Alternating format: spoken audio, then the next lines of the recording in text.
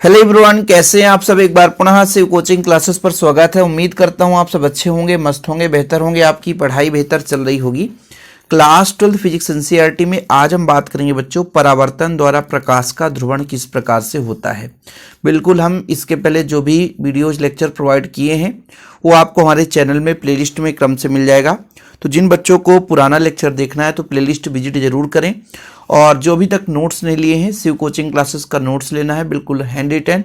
Physics का notes चाहिए, chemistry biology का, तो आप कांटेक्ट कर सकते हैं बच्चों 9685299149 9685299149। ये मेरा पर्सनल नंबर है।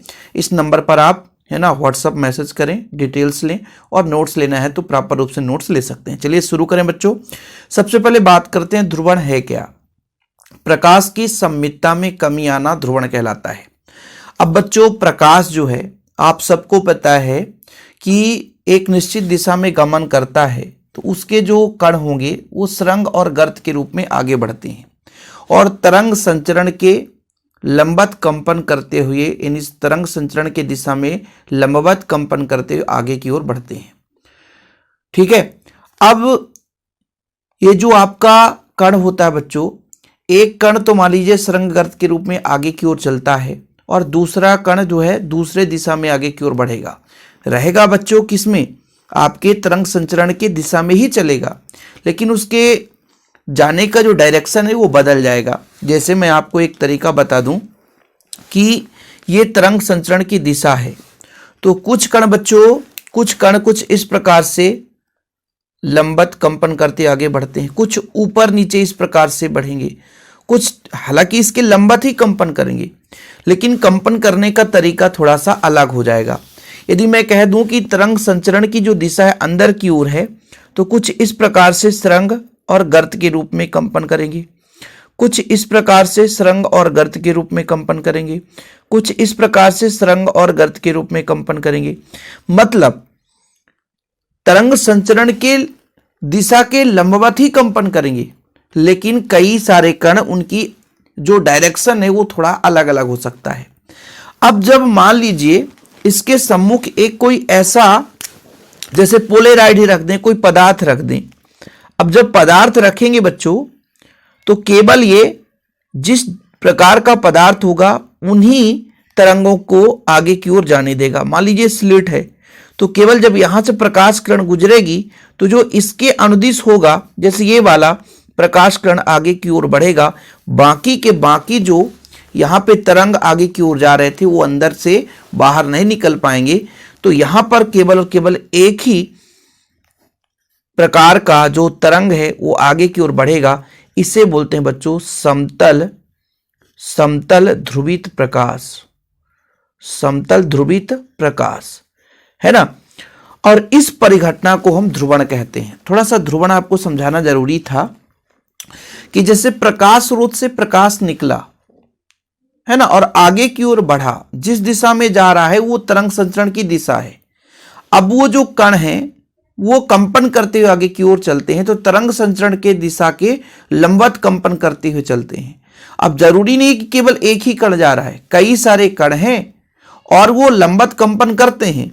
जैसे मैंने कहा ना, कुछ इस प्रकार से कंपन करते हुए आगे की ओर बढ़ेंगे, जैसे मैंने कहा कुछ इस प्रकार से कंपन करते हुए, कुछ इस प्रकार से कंपन करते हुए बढ़ेंगे, है ना। कुछ बच्चों ऊपर नीचे एकदम कंपन करते हुए आगे की ओर बढ़ेंगे। लेकिन ये जो आपका तरंग संचरण की दिशा है, इसके लंबवत कई सारे तरंग आगे की ओर बढ़ रहे हैं। अब सामने हमने कहा कि एक ऐसा उपकरण रख दिया जिसमें केवल एक ही प्रकार के तरंग आगे की ओर जा सकते हैं, तो हमें केवल और केवल एक ही प्रकार के तरंग प्राप्त होते हैं। यानी प्रकाश जो कण तरंग के रूप में आगे कंपन करते हुए आगे बढ़ते हैं, तो भाई बाकी के बाकी जो दिशा वाले हैं वो पूरे के पूरे हट गए, एक ही प्रकार के तरंग आगे की ओर प्राप्त हुए। तो कहीं ना कहीं प्रकाश की संमितता में कमी आई और यह परिघटना प्रकाश का ध्रुवण है। अब परावर्तन की व्याख्या करने के लिए सबसे पहले मेलस ने बताया था। उन्होंने बताया था कि जब साधारण प्रकाश किसी पारदर्शी परावर्तक पृष्ठ पर आपतित होता है तो आंशिक रूप से समतल ध्रुवित हो जाता है। कैसे? जैसे यहां पे आप डायग्राम देखो कि ये आपका परावर्तक पृष्ठ है बच्चों Mn। ये इसमें आंशिक रूप से परावर्तन भी होता है और अपवर्तन भी हो सकता है। पारदर्शी है ये, क्या है? पारदर्शी है। पारदर्शी जैसे मान लीजिए कांच, तो मेलस साहब ने क्या बताया था कि जब प्रकाश किरण जो है बच्चों, ये आपका आपतित प्रकाश किरण है, ये ध्रुवित नहीं अध्रुवित है, किसी पारदर्शी पृष्ठ पर, परावर्तक पृष्ठ पर या कांच पर आपतित होता है तो प्रकाश किरण जो है परावर्तित होता है, आंशिक रूप से समतल ध्रुवित हो जाता है। किसने बताया? मेलस ने बताया। बाद में इसकी व्याख्या ब्रूस्टर साहब ने भाई विस्तार रूप मतलब विस्तार से इनको थोड़ा सा कि किस तरीके से प्रकाश परावर्तित होकर के वो ध्रुवित होता है, तो इसकी व्याख्या ब्रूस्टर साहब ने बताया कि ये जो आपका समतल ध्रुवित प्रकाश है, जो परावर्तित प्रकाश है, इसका मान है आपतन कोण का, आपतन कोण पर निर्भर करता है बच्चों। यानी आपतन कोण के आधार पर प्रकाश जो होता है वो परावर्तित होता है, और ये जो प्रकाश परावर्तित प्रकाश है वो समतल ध्रुवित होता है। अब समतल ध्रुवित का मतलब आपको बताया ना कि प्रकाश किरणें आगे की ओर बढ़ता है बच्चों, तो उसमें कई कण कंपन करते हुए आगे की ओर बढ़ते हैं, और जिस दिशा में आगे की ओर बढ़ते हैं उस तरंग संचरण के लंबवत कंपन करते हुए आगे बढ़ते हैं। लेकिन सामने एक ऐसी युक्ति रख दी जाए जैसे पोलेराइड, कि एक ही प्रकार के जो तरंग हैं उनको एक ही दिशा में मोड़ देना, बाकी के बाकी को रोक देना, ये परिघटना प्रकाश का ध्रुवण कहलाता है, और जो प्राप्त होता है वो समतल ध्रुवित होता है। ऐसे ही यहां पे प्रकाश किरण आपतित हो रही है, इसमें कई प्रकार के जो कण हैं वो कंपन करते हुए तरंग संचरण के दिशा में आगे की ओर बढ़ रहे हैं। अब जैसे मान लीजिए आपका ये डॉट भी है ना, और बच्चों ये कंपन का डायरेक्शन है ये, तो जब कंपन करते हुए परावर्तित होता है बच्चों, तो जो परावर्तित है ये पूर्णतः समतल ध्रुवित होता है, और जो अपवर्तित प्रकाश किरण है इसमें जो है ये अध्रुवित है, मतलब ये ध्रुवित नहीं हो पाया है। जो अपवर्तित हो गया है वो ध्रुवित नहीं हो पाया है, और जो बच्चों परावर्तित हुआ है वो आपका ध्रुवित हुआ है। ये किसने बताया था? ब्रूस्टर साहब ने बताया था। ठीक है। अब जैसे मान लीजिए एक मैंने कहा ना कि ये जो परावर्तित प्रकाश किरण है इसके ध्रुवित होने का जो मान है, यानी ध्रुवण की घटना है, ये ध्रुवित प्रकाश है, ये किस पर निर्भर करता है? आपतन कोण पर निर्भर करता है। और जिस आपतन कोण पर, किसने बताया? हम नहीं बता रहे हैं, ब्रूस्टर साहब ने बताया कि जिस आपतन कोण पर ये जो प्रकाश किरण पूर्णतः समतल ध्रुवित होता है वो आपका ब्रूस्टर कोण कहलाता है। क्या कहलाता है बच्चों? ब्रूस्टर कोण, है ना, या ध्रुवण कोण भी कह सकते हैं, कि जिस आपतन कोण पर जो परावर्तित प्रकाश किरण है पूर्णतः समतल हो, समतल ध्रुवित प्रकाश हो, उसको हम क्या बोलेंगे बच्चों? ध्रुवण कोण या ब्रूस्टर कोण बोलते हैं, जिसको हम आईपी या आईबी से रिप्रेजेंट करते हैं।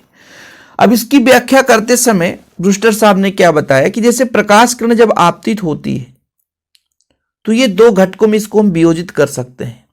एक तो जो आपतित, ये जो आपका बच्चों Mn है, ये आपतन तल है, इस तल के लंबवत कंपन करते हुए इलेक्ट्रॉन आगे बढ़ेगा, या तो समांतर। तो जो लंबवत कंपन करेगा वही अनुप्रस्थ तरंग उत्पन्न कर सकता है, समांतर वाला तो अनुप्रस्थ तरंग उत्पन्न कर नहीं सकता है। जैसे मान लीजिए कि ये जो डॉट दर्शाया गया है यहाँ पे डॉट डॉट बच्चों, ये आपके आपतन तल के लंबवत कंपन करते हुए आया है। ठीक है, लंबवत कंपन करते हुए आया है, और ये जो आपको रेखा दिखाई दे रहा है बच्चों ये समांतर है। तो समांतर वाला कभी ध्रुवित हो ही नहीं सकता है, क्योंकि वो आपका अनुप्रस्थ तरंग उत्पन्न कर नहीं सकता है, और केवल अनुप्रस्थ तरंग में ही, है ना, क्या उत्पन्न होता है बच्चों? जो आपका अनुप्रस्थ तरंग है उसी में ध्रुवण की परिघटना होती है। तो कहने का तात्पर्य कि ये जो आपका प्रकाश किरण आ रहा है इसको हम दो घटकों में वियोजित कर दिए। एक घटक जो आपतन तल के लंबवत कंपन करेगा, और जैसे ही आपतित होगा तो हो सकता है समांतर कंपन करे। तो जो समांतर कंपन करता है वो तो बिल्कुल ध्रुवित हो नहीं सकता है, केवल लंबवत कंपन करने वाले ही ध्रुवित होते हैं, लेकिन कुछ ध्रुवित नहीं भी हो पाते, वो अपवर्तित हो जाते हैं। तो ये परिघटना है इस डायग्राम में डार्ट जो दिख रहा बच्चों, बिंदु दिख रहा है, ये बताता है कि लंबवत कंपन करते हुए आगे की ओर कण आ रहे हैं। ये जो आपको बच्चों रेखा दिखाई दे रहा है, तीर दिखाई दे रहा है, द्विशीर्ष का तीर, ये बताता है कि आपतन तल के समांतर कंपन करते हुए आगे की ओर आ रहे हैं। आपतन तल के समांतर, जो आपतल के समांतर है वो अनुप्रस्थ तरंग उत्पन्न नहीं कर सकता है, इसलिए वो ध्रुवित नहीं होता है। जो लंबवत कंपन करते हुए आगे की ओर आते हैं वो आपका अनुप्रस्थ तरंग उत्पन्न कर सकता है और केवल वही ध्रुवित होता है और उसी से आपका समतल ध्रुवित प्रकाश उत्पन्न होता है बच्चों। ये किसने व्याख्या पुष्टि की? ब्रूस्टर ने की बच्चों। किसने की? ब्रूस्टर ने की। और फिर ब्रूस्टर ने एक नियम दिया, ब्रूस्टर का नियम आपको हम कराएंगे, सारा चीज व्याख्या वगैरह नोट्स में रहता है भाई। ब्रूस्टर का नियम क्या है, यहां पर आप देखिए कि इस नियमानुसार किसी माध्यम का अपवर्तनांक म्यू ध्रुवण कोण आईपी की स्पर्श ज्या के बराबर होता है। इसको सूत्र के रूप में लिखेंगे बच्चों, सूत्र के रूप, स्पर्श ज्या के बराबर होता है, मतलब आपका म्यू बराबर कितना हो जाएगा? 10 आईपी होता है। स्नेल का नियम क्या होता है बच्चों? म्यू बराबर आपका होता है साइन आई बटा आपका अपवर्तन कोण, अपवर्तन मान लीजिए आर है तो साइन आर हो जाएगा। दोनों की तुलना कर देंगे, मतलब 10 आईपी बराबर कितना होगा बच्चों? साइन आई बटा साइन आर। ठीक है, अब 10 का सूत्र होता है साइन बटा कॉस, साइन बटा कॉस, यही तो होता है, बराबर साइन आई बटा साइन आर। यहां तक किसी को कोई प्रॉब्लम? चलो थोड़ा बहुत बच्चों, यदि मैं आपसे कह दूं कि ये जो आपतन कोण था, ये जो आपतन कोण था वो आईपी है, तो गलत है क्या? नहीं सर, आपतन कोण था वो आईपी है, आपतन कोण जो आईपी है, तो इससे ये कट गया बच्चों, तो कितना बचा? 1 बटा कॉस आईपी बराबर 1 बटा साइन आर। पक्षांतर कर दें तो त्रिया गुणा, तो साइन आर बराबर कॉस आईपी। अब बच्चों मैं यदि आपसे कह दूं कि साइन आर रहने दो, लेकिन इसको साइन में बदलेंगे तो sine 90 minus theta, 90 minus theta, sine 90 minus theta बराबर होता है कॉस थीटा, तो साइन साइन कट गया, आर बराबर 90 माइनस आईपी, तो बच्चों आईपी इधर आएगा तो आईपी धन आर बराबर हो गया 90 डिग्री। ठीक है, यानी ये आपका देखो, ये ब्रूस्टर के नियम से बच्चों आईपी क्या है? ये आपका ब्रूस्टर कोण है और आर क्या है? अपवर्तन है ना, और इसका मान 90 हो गया। तो यदि मैं आपसे कह दूं, देखना चित्र में, देखना बच्चों, चित्र में आप बहुत अच्छे तरीके से समझोगे। जब आपका परावर्तन होता है, आपतन कोण और परावर्तन कोण बराबर होता है, तो ये दोनों बराबर हैं, और आपका ये कोण और ये कोण जब 90 है तो ये वाला भी 90 हो जाएगा, मतलब परावर्तित प्रकाश और अपवर्तित प्रकाश परस्पर लंबवत होते हैं। अब आपको समझ में नहीं आएगा, इसको डायग्राम से समझाता हूं, पूरा नोट्स में रहता है, आप लोग भटकना नहीं। ये आपका आईपी है बच्चों और यहाँ पे ये आपका आर है। चूंकि आईपी और आर कितना है? 90 डिग्री, और टोटल होता है ये 180, और इसको घटाएंगे तो बचेगा ये कितना? 90, है ना। मतलब यदि हमने कहा ये सी है और ये आपका मान लीजिए बी है और इधर मान लीजिए आपका डी है, तो ये बच्चों यदि मैं आपसे कह दूं कि ये मान कितना होगा? 90 डिग्री, तो कोण सी बी डी बराबर 90 डिग्री, यानी ये जो कोण बच्चों ये आपका परावर्तित कोण है और ये परावर्तित किरण है और ये अपवर्तित किरण है। तो परावर्तित किरण और अपवर्तित किरण परस्पर लंबवत होते हैं, कब? ब्रूस्टर के नियम के आधार पर। ठीक है, यही सारा ब्रूस्टर का नियम रहता है और कुछ है नहीं। ब्रूस्टर का नियम यही सब कुछ है बच्चों जो मैं आपको समझा रहा हूं। ठीक है, वैसे आप लोगों से बन जाएगा यार। और ये ब्रूस्टर का नियम अब एमपी बोर्ड में कभी नहीं आता क्योंकि सिलेबस से हट गया है। बाकी इसको समझाना जरूरी था क्योंकि हमारे साथ सभी बच्चे जुड़े रहते हैं। तो ब्रूस्टर का नियम जिनको पढ़ना होगा तो पढ़ लेंगे, नहीं पढ़ना है तो कोई दिक्कत है ही नहीं है। ये वाला बच्चों CBD, ये वाला जो कोण है 90 डिग्री, यानी जो आपका समतल ध्रुवित प्रकाश से परावर्तित हुआ है ना, और यह अपवर्तित होता है, परस्पर लंबवत होता है बच्चों। ठीक है, जिसको नोट डाउन करना है तो कर सकते हैं। बाकी इसलिए तो कहता हूं भाई, मात्र 100 रुपये चार्ज लगते हैं, नोट्स जरूर ले लें। बाकी इंपॉर्टेंट क्वेश्चन आंसर आपके लिए कराता रहूंगा। बस हाँ, चैनल पे पहली बार आए, चैनल को सब्सक्राइब कर लें। इसका व्याख्या वगैरह स्क्रीनशॉट लोगे क्या? भाई इतना लंबा चौड़ा कह दो, कौन लिखेगा सर? हमने समझ लिया, कहानी ट्विस्ट आ गया है। बाकी वीडियो पसंद आए तो लाइक करके शेयर कर देना। जय हिंद, वंदे मातरम।